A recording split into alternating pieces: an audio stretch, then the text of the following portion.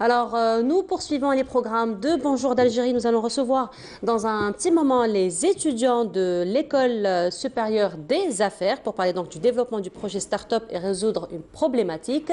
Mais avant cela, je vous propose donc ce reportage de Mouna Nawal Hamoudi qui revient sur la Kasbah de Tlemcen. A tout de suite.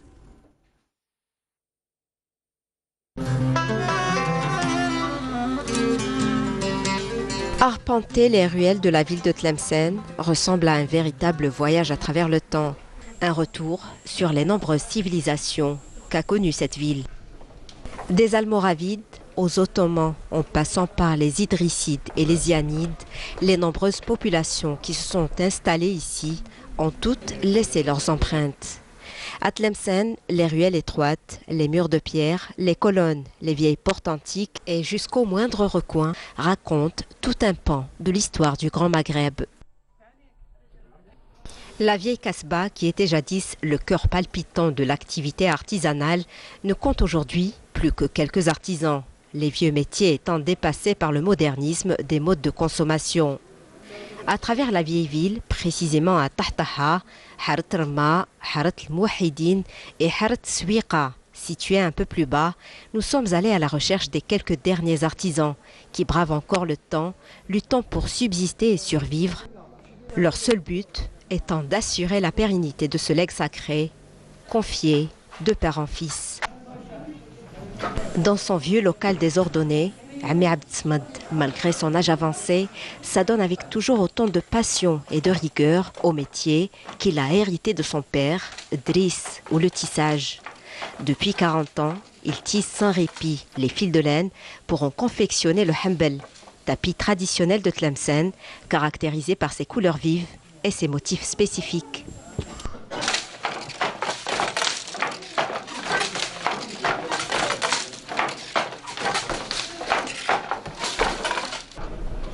À l'autre bout de la rue, dans ce petit magasin de Mensouj, la soie est à l'honneur.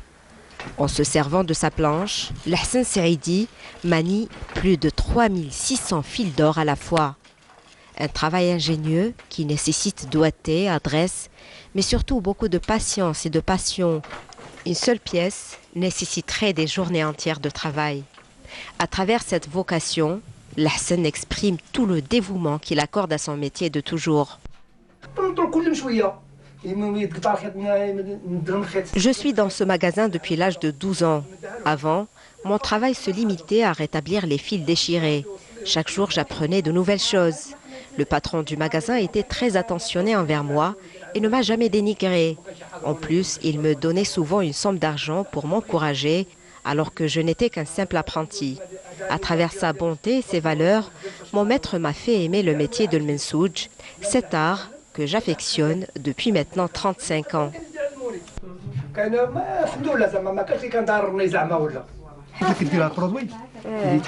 La perfection, masha'Allah. Ces pièces de Mensouj, garnies de fils de soie naturelle, serviront par la suite de foulards et de robes pour les mariés.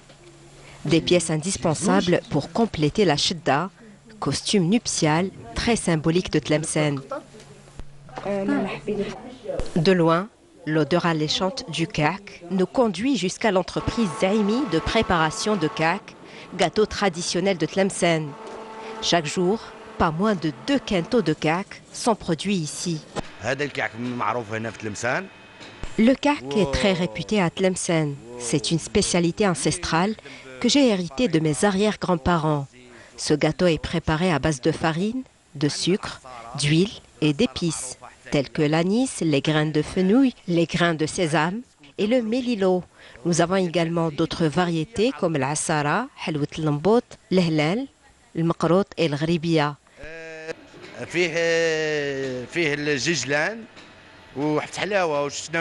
Il n'y a pas que les habitants de Tlemcen qui consomment le kak. Nous avons des clients permanents qui viennent d'Oran, de Sidi Bel Abbès et d'ailleurs. L'entreprise Zaimi est restée leader dans la préparation du kak. À la sortie de la Kasbah, El Mchour apparaît. Ce haut lieu des civilisations zianides et almoravides est toujours parfaitement préservé. En partie restaurée, la vieille ville de Tlemcen mérite un plus grand intérêt. Des travaux de restauration et l'établissement d'une politique d'encouragement des vieux métiers s'imposent en vue de préserver la Casbah de Tlemcen.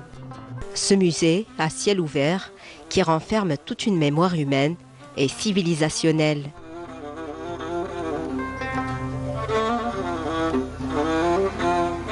Et voilà, donc c'était une virée en compagnie de notre collègue Mounana Walhamoudi qui nous a fait visiter la Casbah de Tlemcen. À présent, nous allons recevoir deux étudiants qui font partie d'un comité d'organisation d'un événement très intéressant et très important qui va se dérouler demain et vendredi prochain au niveau de l'école supérieure des affaires, à savoir Fethi Gazmi, bonjour. Bonjour madame. Alors vous êtes étudiant en master 2 entrepreneuriat, voilà, toujours à l'ESA. Parmi nous également Mohamed Amin Moussaoui, bonjour à vous. Alors bonjour, vous aussi, vous êtes étudiant à l'ESA. Je suis étudiant à l'ESA en spécialité marketing. Voilà. Alors là, donc demain et vendredi prochain, l'ESA va abriter la première édition donc, de l'événement développement du projet Start-up et résoudre une problématique.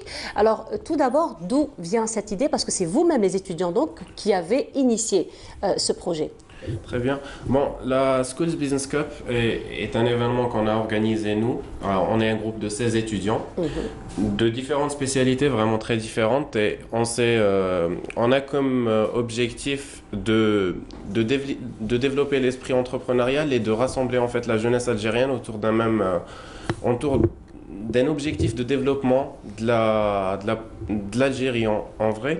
Et c'est pour ça qu'on a contacté des écoles très variées, très différentes. Il y a des écoles d'hôtellerie, il y a des écoles, des schools, il y a des business schools, il y a des écoles d'ingénierie, etc.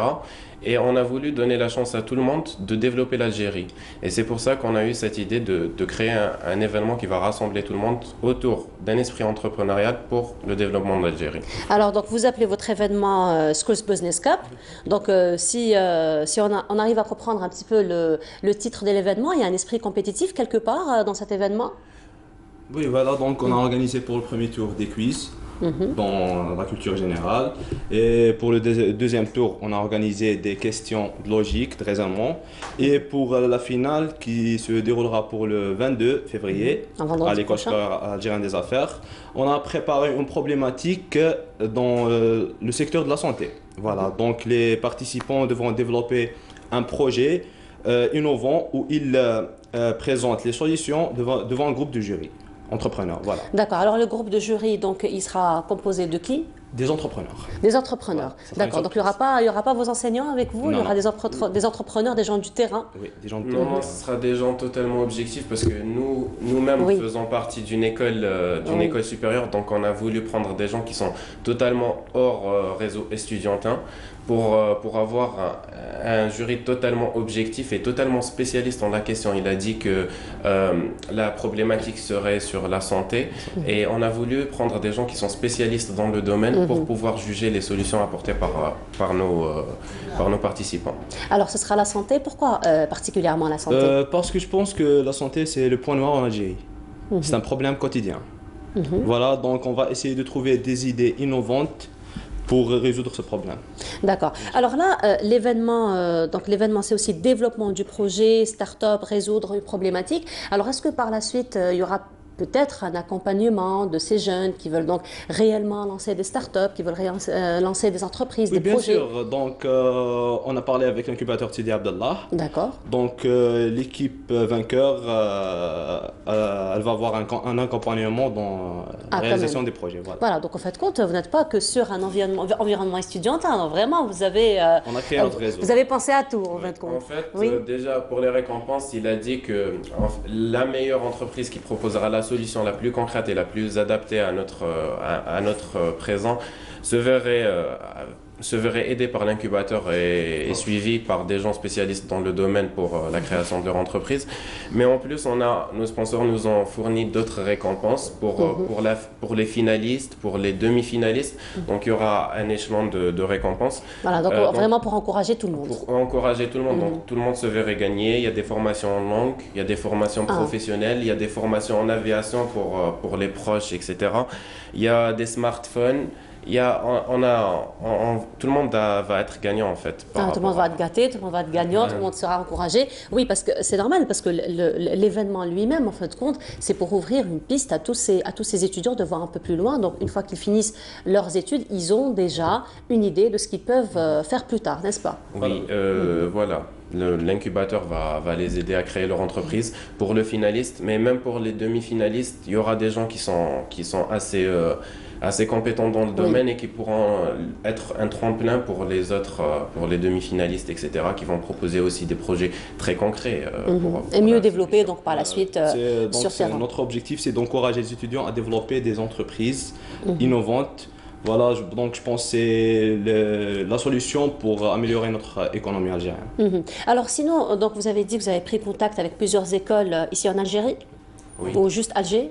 En fait, pour cause organisationnelle, comme on est un groupe d'étudiants, comme on n'a pas une structure derrière nous pour Oui. nous fournir les En plus, c'est un contacts. premier événement aussi, c'est une première expérience. Et surtout parce qu'on est des étudiants et donc on n'a pas vraiment le contact des écoles, etc. Donc on a contacté d'autres étudiants dans d'autres écoles. Voilà. Et pour cause organisationnelle, parce qu'on ne peut pas ramener des gens de Constantine ou de Oran, pour cette première édition, l'événement est purement algérois, mais on envisage De pour les l'agrandir. prochaines éditions de le faire sur un réseau national et ramener toutes les écoles dignes de ce nom en Algérie, peut-être même les universités si on peut. D'accord. Alors, donc, il y a eu donc, quelques écoles qui ont été contactées. Sur quelle base donc, vous êtes parti pour choisir ces écoles-là? Donc, Parce que vous n'avez pas contacté toutes les écoles de toute façon. Vous avez Oui, contacté bien sûr. Donc, quelques-unes. on a choisi Donc, les écoles élites, comme Polytech, l'ESI, l'IMA, l'ESC, HEC, l'MPS, l'MDI, l'ECHA. On a donc une douzaine d'écoles. Une douzaine quand même. Voilà, oui. Donc, on a donné le choix au club d'école de choisir les étudiants. Et voilà. Et je veux juste rajouter que, en fait, pour le choix de ces écoles, on a visé deux choses. Déjà, on a visé les écoles les plus prestigieuses, mais surtout dans différents domaines. Donc, on a essayé de toucher à peu près tout le monde, parce qu'on pense que chaque étudiant et chaque jeune Algérien peut apporter une solution concrète. Oui. Et chaque jeune Algérien peut apporter beaucoup. Donc, on a visé des écoles d'ingénierie, d'hôtellerie, vraiment très, très variées. Et on va donner la chance à peu près tout le monde pour changer les choses. Voilà. Alors, quelle a été la réaction donc, des étudiants, des écoles, lorsque vous avez pris contact avec eux, lorsque vous leur avez proposé votre projet? Donc, on a reçu des réponses positives. Donc, on n'a pas trouvé des problèmes d'organisation avec les étudiants. Donc, je pense que ça sera bien passé avec eux. C'était quand même assez varié. Il y en a qui nous ont très facilité les choses d'une façon incroyable. Ils nous ont même aidé dans l'organisation. Il y en a d'autres qui ont un peu tardé à nous rendre, mais toujours avec un avis favorable. Donc, c'est encourageant. Donc, il y a un avis favorable. Et donc, vous aurez combien de participants en tout? 60 participants. 60 participants, quand même. C'est Deux quand même un écoles, nombre. chaque école se compose de 5 membres d'école. D'accord. Chaque équipe se compose de 5 éléments. Voilà. 5, quand même. C'est un nombre assez encourageant pour une première édition. oui, pour les invités, il y aura 380 invités. Pour supporter leurs équipes, Oui. etc. Donc, Ça va être grandiose. Donc, vraiment. on l'espère. On l'espère. Pourquoi pas? Pourquoi pas avec 380, 60 participants, donc j'imagine que les choses vont très bien se dérouler, très bien se passer, On y a n'est-ce pas? travaillé. Alors vous avez parlé donc de quiz que vous avez, de quiz donc que vous allez poser durant les deux journées, entre demain et vendredi prochain. Alors qui était derrière la préparation des quiz? Parce que c'est la notre culture équipe. générale. C'est notre équipe d'étudiants. D'accord. Voilà. Donc vous avez tout fait vous-même. Oui. On a préparé on a choisi 3 personnes de l'équipe, donc des 16 personnes qui ont organisé.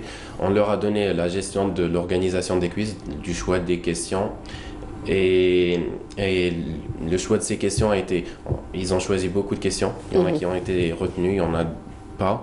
Et en fait, on n'est pas nous-mêmes au courant des questions qu'ils ont choisies. Donc, c'est vraiment très... très top secret. Très top secret, voilà. Voilà, oui, c'est normal. J'imagine c'est pour garder en fin de compte et préserver la crédibilité de l'événement. Donc, c'est vrai que garder un secret entre 12 personnes, c'est un peu difficile. C'est très difficile de garder un secret entre 12 personnes. Notre équipe participe, donc l'équipe de l'ESA participe. Donc, on a vraiment tenu à ce que ça soit très secret et très confidentiel. D'accord, mais sinon, quels sont vos projets?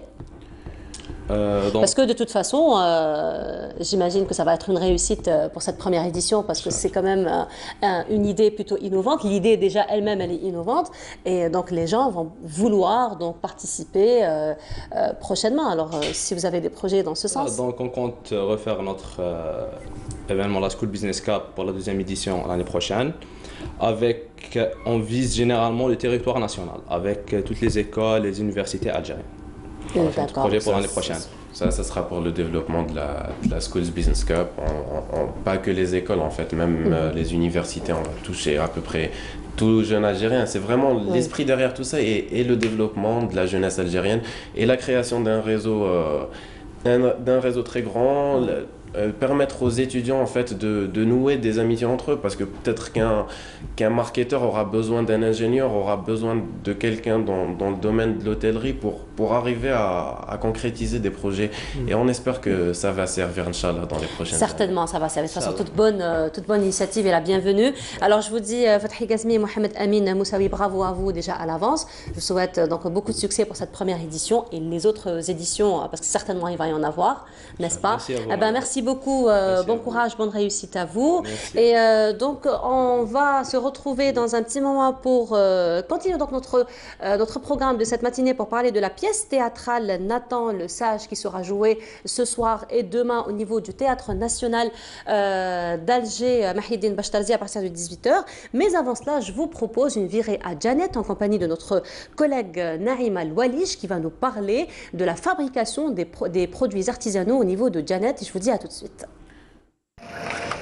Si vous déambulez dans le marché de Janet, il vous est impossible de ne pas rencontrer parmi tant des shops parsemés ici et là des ateliers que voilà. On y fabrique sur place des produits artisanaux à base d'argent et dédiés spécialement à l'ornement. Les artisans travaillent assis et entourés d'ustensiles servant à manier ce minerai relativement rare.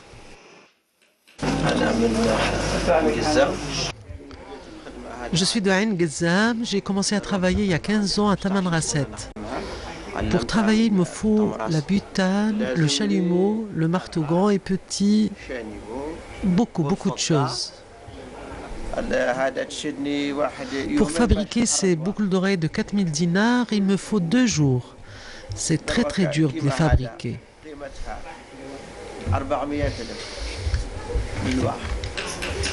Il faut de longues heures et beaucoup de patience pour transformer un bout d'argent en un tanit millénaire, un bracelet ou des boucles ciselées. Transmis de père en fils, l'argent c'est l'affaire des hommes, cependant que les femmes s'occupent du cuir.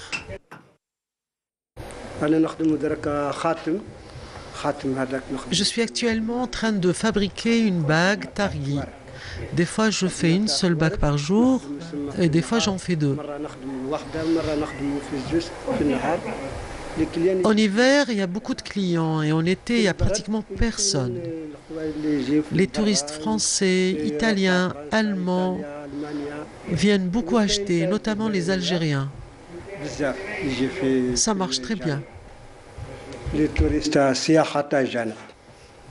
En Berne, il y a quelques années, le travail artisanal à Janet semble avoir repris du poil de la bête à la faveur d'une fréquentation touristique très appréciable selon les agences de voyage.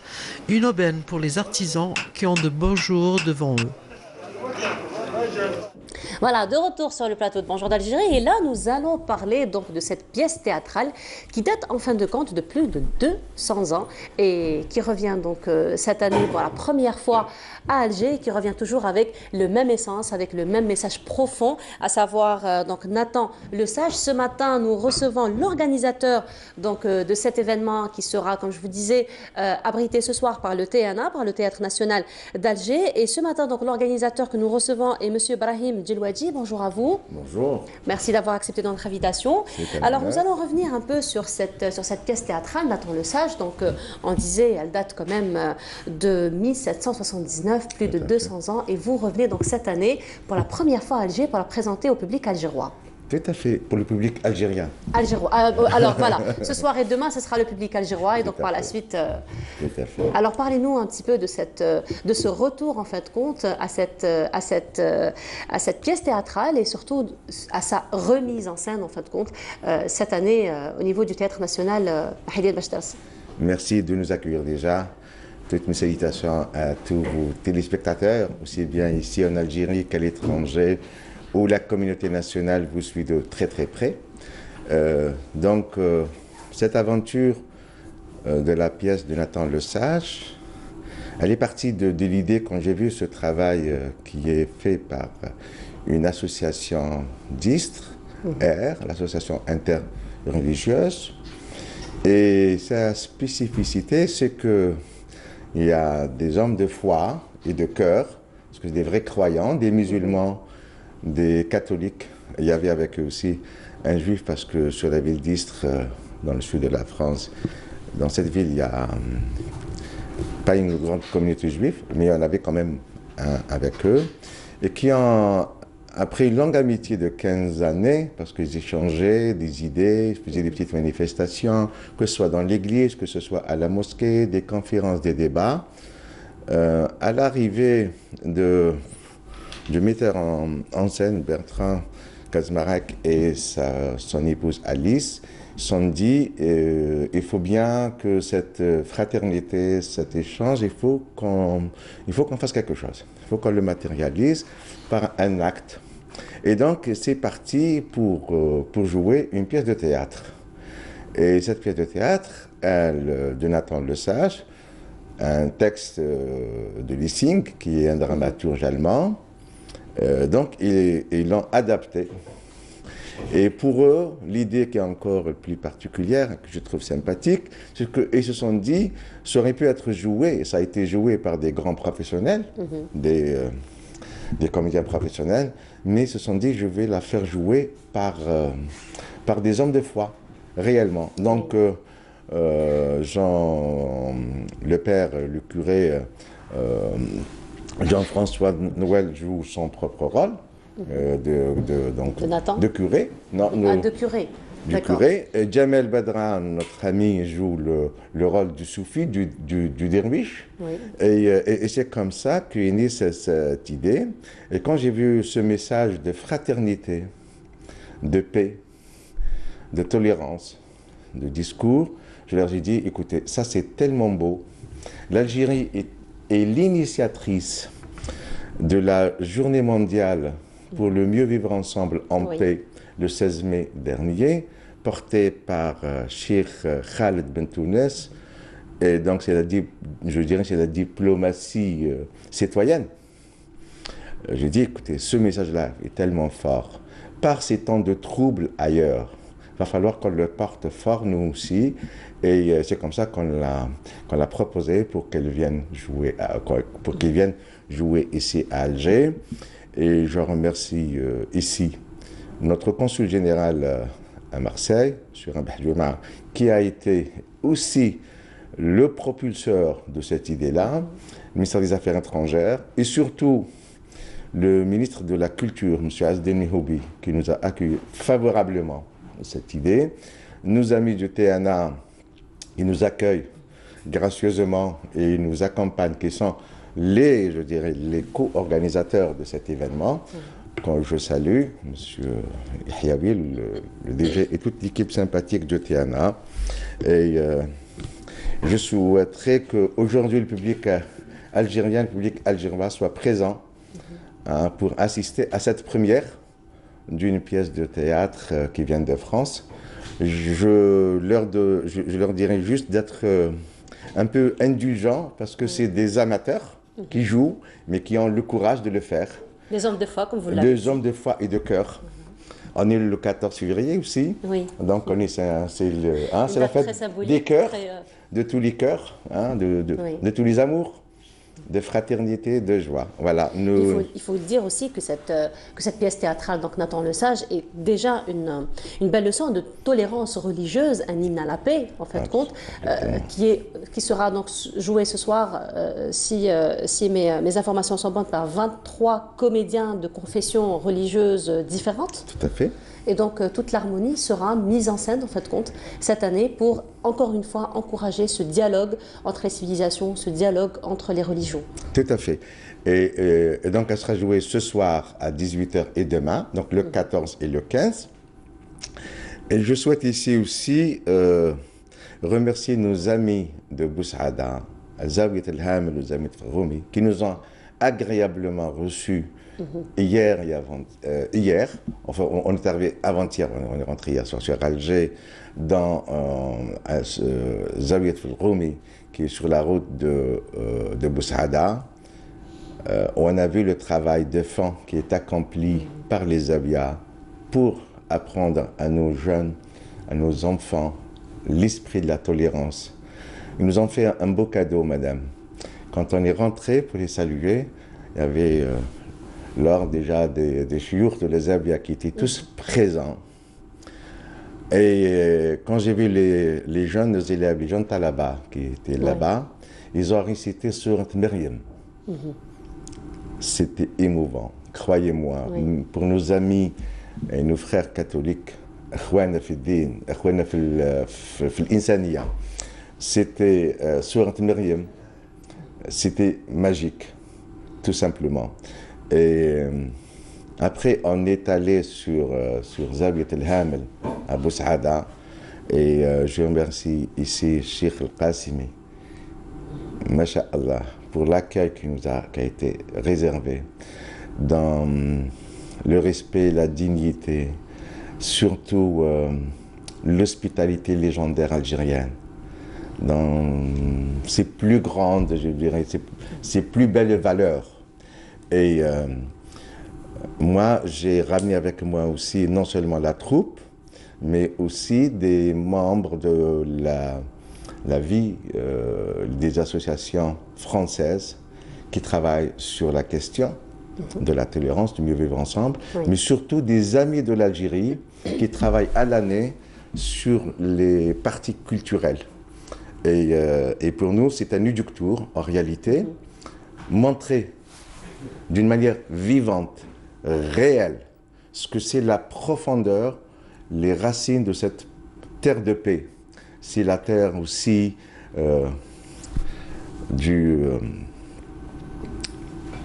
l'Algérie a enfanté pour le christianisme Saint-Augustin. Saint-Augustin est algérien. Cette Algérie aussi, elle a connu, il y a 5000 ans, d'autres religions juives. La Kaïna est algérienne aussi. Mais aussi, on a Aqba, on a Hatar, on a d'autres grandes figures d'islam. Donc, c'est une terre qui accueille l'intelligence, qui accueille les cœurs ouverts. Et c'est de cette Algérie ouverte d'esprit, de tolérance, que nous souhaiterons demain qu'elle soit aussi un espace d'ouverture, un espace d'accueil et de renouveau du tourisme algérien. Ça commence déjà avec cette pièce théâtrale.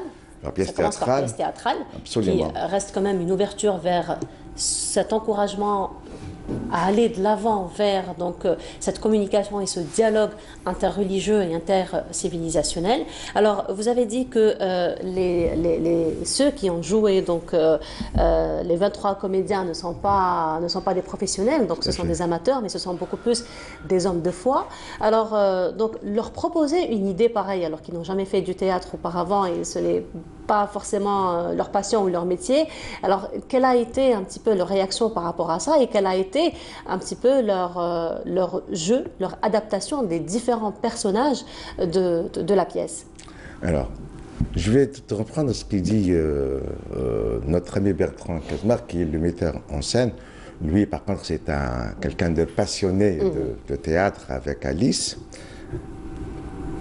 Au début, c'était vraiment un jeu aussi pour eux. C'est vraiment un jeu. C'était un défi.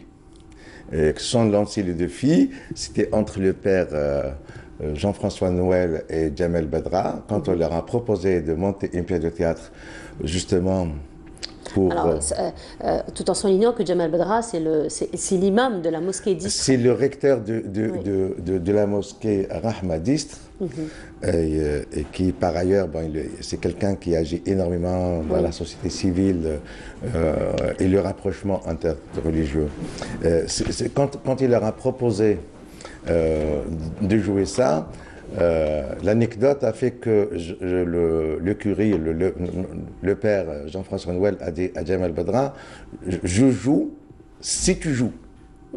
C'était un défi, au fait. C'est un défi. Voilà. Et ça a commencé par un défi. Et au début, il pensait jouer une fois ou deux fois pour se faire plaisir.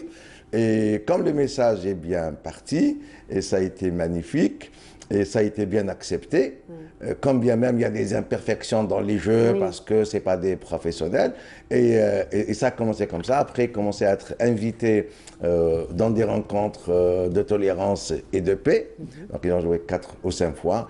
Mais comme il disait, on n'a jamais pensé un jour partir à l'étranger et encore moins jouer au théâtre mythique du TNA. Donc, mais là, moi, quand je disais oui, j'ai dit, écoutez, moi, je ferai de sorte à ce que ça vraiment ça prenne forme. Et notre présence ici, et on vous remercie jamais assez, elle est là pour qu'on porte tous, chacun à son niveau, ce message de paix et de tolérance. Alors, donc ce soir, l'événement va se dérouler ce soir, demain aussi, à partir de 18h. Alors, quelles sont un petit peu vos attentes? Surtout que c'est la première fois que ça va se passer. C'est la première fois. Nous espérons que le public soit nombreux, déjà, que la couverture soit meilleure. Nous attendons que la télévision soit présente. J'espère que vous n'allez pas rater ça. J'espère qu'elle sera filmée, qu'elle soit diffusée, surtout. Et surtout, j'espère que ce genre, que des manifestations de ce type soient reprises par nos amis, par nos collègues, et que soient diffusées, surtout diffuser cet esprit de paix et de tolérance entre nous, qu'on s'écoute, qu'on se parle, qu'on s'accepte avec nos différences, voilà. C'est ça le plus important pour nous. Oui, effectivement, parce que même c'est une pièce qui a été écrite depuis plus de 200 ans, elle revient cette année avec toujours le même message, avec toujours la même profondeur, avec toujours ce même encouragement à aller vers la tolérance, à aller vers la paix.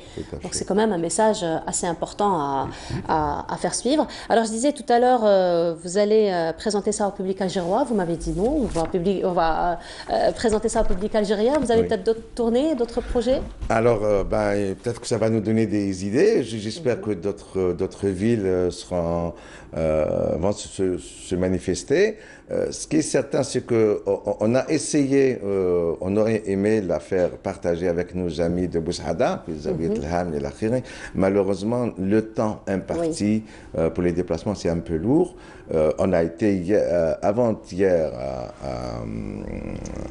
au monastère de Tibhirin aussi, où on a été saluer les moines sont là-bas. Et encore une fois, il faut rappeler que l'Algérie, c'était la terre où il y a eu la première fois dans l'histoire de l'Église une béatification en dehors du Vatican. Ça, c'est aussi, je dirais, quelque chose d'exemplaire. La béatification des moines de Tibhirin à Santa Cruz à Oran, c'était un moment fort. Oui. Et le message du pape récemment aux Émirats est un moment fort. Je crois qu'il y a aujourd'hui une accélération de l'histoire. Une réelle volonté, de la part des différentes religions, et au plus haut niveau. Des religions Et on n'est pas. Moi, je suis très très fier que mon pays soit porteur de ce message. L'Algérie qui a combattu le terrorisme toute seule, aujourd'hui, elle ouvre des voies pour la diplomatie de la paix et elle travaille en profondeur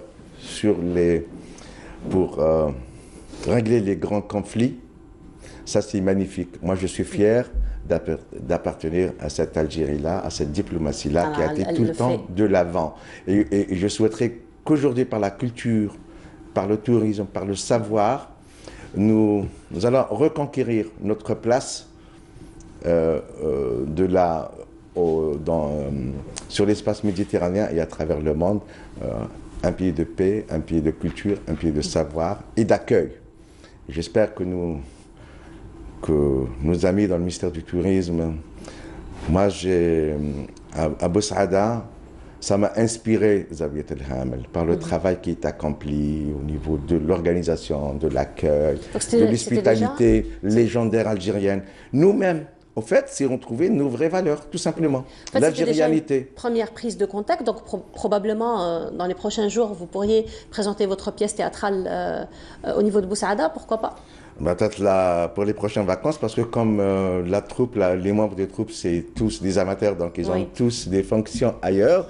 Donc c'est pour les prochaines vacances. Pour les prochaines vacances, pourquoi pas. Ou bien d'autres grands événements aussi qu'on peut ramener. Le tout, c'est que chacun d'entre nous apporte sa petite pierre à la reconstruction de l'édifice culturel et touristique algérien.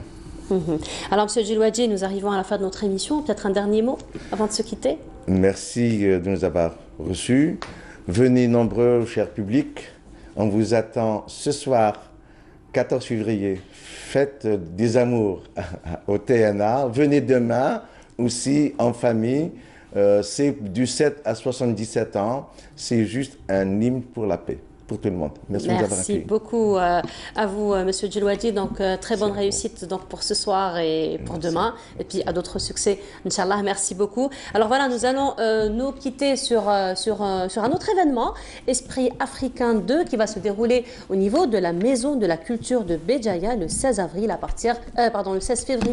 à partir de 10h. Voilà, il y aura pour participants la troupe Émilira, l'association Horizon de Béjaïa, comité des étudiants étrangers de Béjaïa. Voilà, et un autre concert aussi qui sera donné lors de cet événement à partir de 14h et ça va se dérouler encore une fois à la Maison de la Culture de Béjaïa le 16 février. Donc, ce sera pour ce samedi. Voilà, donc ça a été un plaisir pour moi de vous avoir accompagné durant cette matinée. Je vous souhaite une très agréable journée, surtout bien ensoleillée comme nous l'a si bien informé ce matin Mina Abed. Vous retrouverez demain matin, Inch'Allah, à partir de 9h, Radia Boulmaali qui va donc vous accompagner durant le week-end. Et je vous dis excellente journée en compagnie des programmes de Canal Algérie. Je vous retrouverai très bientôt. Au revoir.